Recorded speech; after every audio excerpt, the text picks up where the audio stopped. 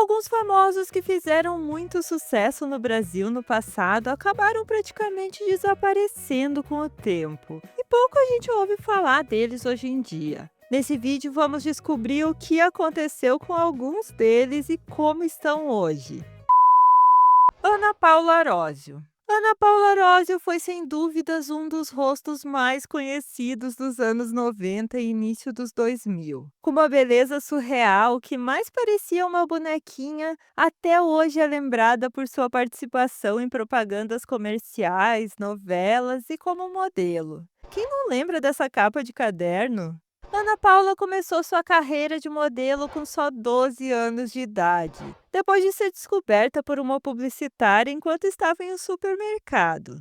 Como atriz, ela estreou aos 16 anos no filme Forever, de Walter Hugo Curry. Depois disso, ela não parou. Foi contratada pelo SBT e participou das novelas Éramos Seis, em 1994, Razão de Viver, em 1996 e Os Ossos do Barão, em 1997. Enquanto atuava em uma peça de teatro, ela chamou a atenção do diretor Wolf Maia, que a convidou para estrear a minissérie Hilda Furacão, na Rede Globo em 1998, enquanto ainda era contratada do SBT. Após trocar de emissora em 1999, Ana Paula Arósio faria sua primeira novela na Rede Globo, interpretando a italiana Giuliana em Terra Nostra, onde fazia par romântico com o ator Tiago Lacerda. A partir daí, teve uma carreira de sucesso na emissora, participando de novelas como Esperança, Páginas da Vida e Ciranda de Pedra, e das minisséries Os Maias, Um Só Coração e Mad Maria. Ela também fez participação em filmes e peças de teatro de sucesso, e ficou conhecida por ser a garota propaganda da Embratel. Quem não lembra do Quer pagar menos? Faz o 21. Em 2010, Ana Paula Arósio estava cotada para fazer a novela Insensato Coração na Rede Globo, mas acabou sendo desligada da produção após faltar na gravação de alguns capítulos. E em dezembro desse ano, ela rescindiria o contrato com a emissora, não fazendo mais nenhum trabalho na televisão. Ainda em 2010, ela se casou com o arquiteto e cavalheiro Henrique Pomblon Pinheiro, em uma cerimônia discreta em um sítio, quando tinha 35 anos. Desde então, abandonou sua carreira de atriz e optou por viver reclusa no sítio, se dedicando à criação de cavalos. Depois disso, Ana Paula Arósio ficou sumida dos olhos do público por vários anos, reaparecendo somente em 2020 por uma participação no comercial do Banco Santander, onde recebeu uma pequena fortuna para aparecer. Em 2015, ela se mudou com o marido para a região rural de Swindon, na Inglaterra, onde vive até hoje. Bom, agora eu vou porque eu me desacostumei da civilização. Vou voltar pro meu SX. O seu SX? Sabático em Shangri-La. Pablo, do Qual é a Música? Quem cresceu no Brasil dos anos 80 e assistiu o programa Silvio Santos provavelmente lembra dessa frase. Pablo, qual é a música, Pablo? Mas o que ninguém sabia era que Pablo, do Qual é a Música, na verdade não se chamava Pablo. O espanhol Augusto Rodrigues chegou ao Brasil com 17 anos de idade, depois de ser convidado por um primo para trabalhar em uma loja de antiguidades em Salvador, na Bahia. Depois de um tempo, ele acabou se mudando para São Paulo, onde trabalhou em várias agências bancárias. Sua história de vida mudou quando ele foi a uma discoteca com um amigo, onde acontecia um concurso de dublagem em que ele se inscreveu e acabou ganhando. Depois disso, Augusto começou a fazer dublagens em algumas noites na Boca do Lixo. Foi gostando e isso acabou se tornando seu trabalho oficial. Nessa mesma época, o Gugu, que trabalhava como um tipo de produtor e secretário de Silvio Santos, descobriu Augusto em um desses shows e sugeriu que ele participasse do programa de calouros Show do Gongo, que passava em 1977, que ele acabou ganhando e sendo chamado para trabalhar no SBT, onde atuava na produção de programas de calouros e fazendo coreografias. Augusto estreou como Pablo, do Qual é a Música, no final de 1977.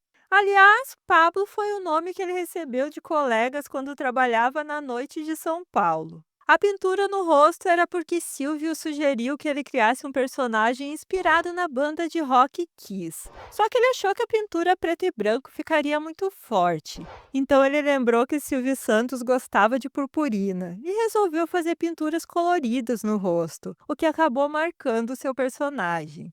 Pablo ficou no Qual é a Música do final da década de 70 até o final da década de 80, quando voltou para a Espanha para trabalhar fazendo shows como mestre de cerimônia, palhaço e outras apresentações artísticas. Em meados dos anos 2000, saiu no jornal uma notícia de que Pablo do Qual é a Música teria morrido vítima de AIDS, o que ele próprio acabou desmentindo. Oh, dá uma olhada. Chega aqui. Tô vivo, é? Todo mundo fala que eu morri, mas é mentira. Em 2012, Pablo voltou para o Brasil para fazer uma participação no programa Qual é a Música, no jogo do Sininho, e ficou em último lugar na disputa. Hoje, Pablo do Qual é a Música tem 68 anos, já não trabalha mais e vive uma vida tranquila entre o Reino Unido e a Espanha. Você não era aquele que fazia as dublagens do Qual é a Música? Eu era e ainda sou, pode pegar. Mulher Samambaia.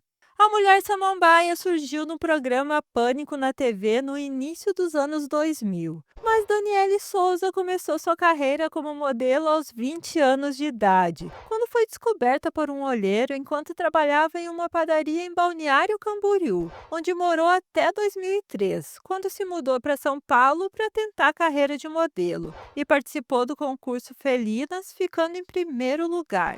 Naquela época, o programa Pânico na TV estava para estrear e Daniele conheceu o diretor que precisava de uma modelo para enfeitar o cenário. Então ele a convidou para participar do episódio piloto, onde foi aprovada, e o apresentador Emílio Surita sugeriu que seu personagem se chamasse Mulher Samambaia, parodiando as assistentes de palco gostosas e mudas que estavam lá somente para decorar o cenário, como uma planta mesmo. Aos poucos, a Mulher Samambaia foi ganhando espaço no programa e começou a participar mais ativamente em reportagens e quadros no Pânico na TV.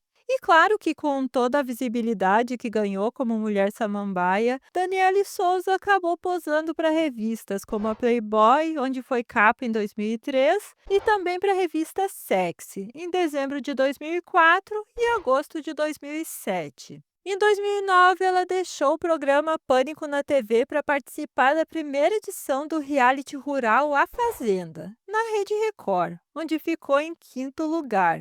Depois disso, Daniele Souza foi contratada como repórter do extinto programa Tudo é Possível, que passava aos domingos na Rede Record. Mas ela acabou saindo em 2011 por causa de um desentendimento com o diretor Vildomar Batista, por se recusar a fazer uma matéria em um jogo entre Corinthians e Santos. Em 2012, Daniele se casou com o jogador de futebol Dentinho, e nesse mesmo ano nasceu seu primeiro filho, Bruno Lucas. Ela morou na Ucrânia com seu marido e teve filhas gêmeas em 2014, e no final de 2021 voltou para o Brasil.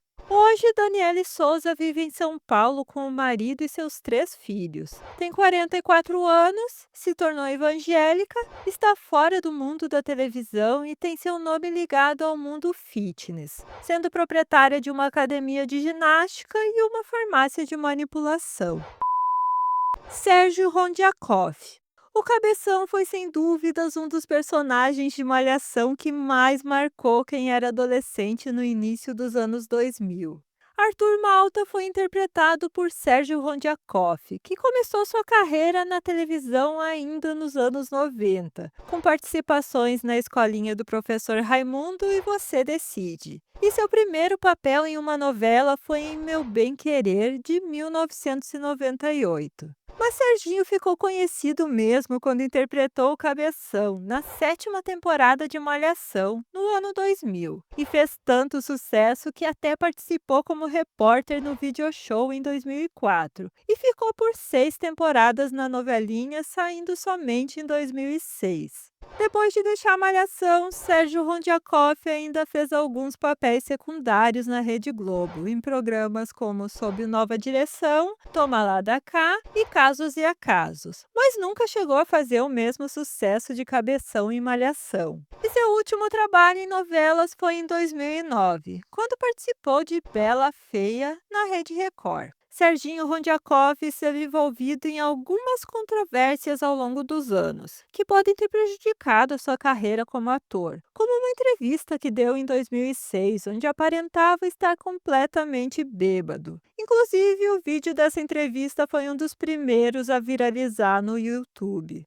É nóis, tapinhou!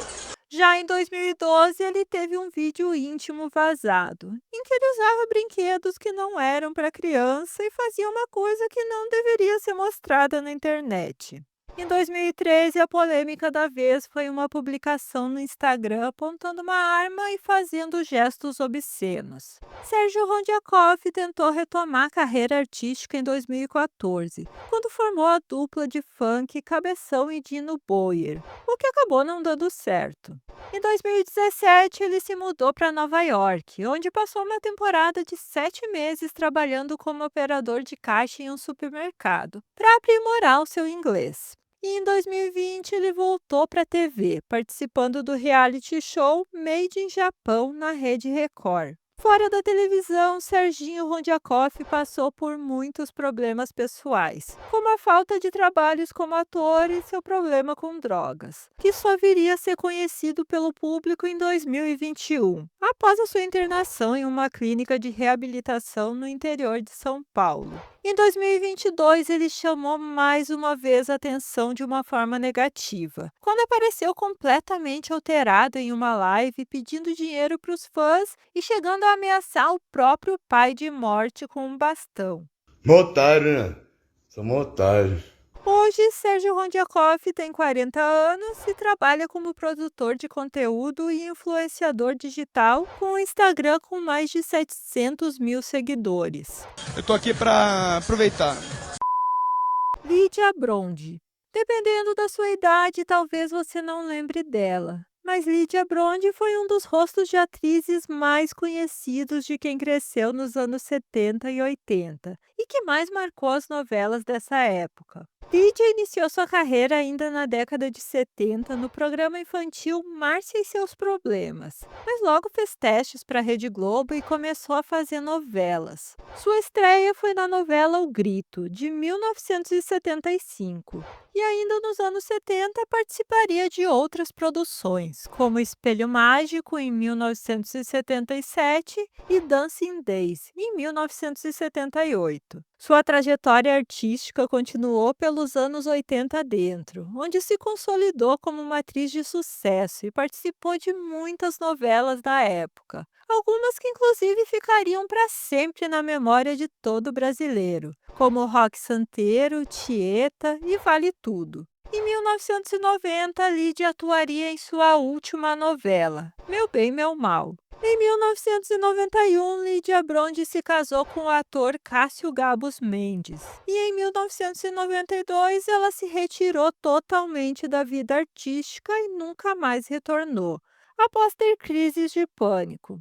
Depois de se afastar, Lídia se formou em psicologia e abriu seu próprio consultório em São Paulo. Hoje, Lídia Bronde tem 64 anos, continua casada e afastada de qualquer rede social. Bom, sinto muito, Cherry, mas essa é a única coisa que eu posso dizer.